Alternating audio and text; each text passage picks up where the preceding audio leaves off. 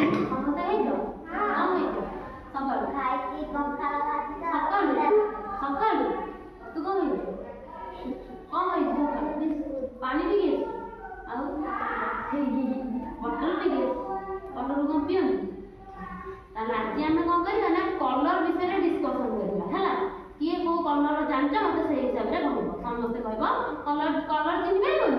ଚିହ୍ନି ଯାଇଥିଲ ଏଥର ମତେ କଲର ବିଷୟରେ କହିବ ହେଲା। ଆଗ କୁହ କି ଇଏ କୋଉ କଲରର ସ୍ୱେଟର ପିନ୍ଧିଛି? Green colour. କୋଉ କଲର ପିନ୍ଧିଛି? Green colour. ଇଏ କୋଉ କଲରର ଡ୍ରେସ ପିନ୍ଧିଛି? White colour.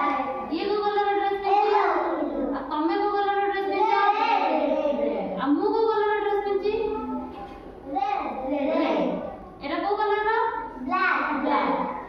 ଆଉ ତମେ କୁହ କି ଗ୍ରୀନ କଲର କଣ ସବୁ ଜାଣିଛ? ଗ୍ରୀନ କଲର କଣ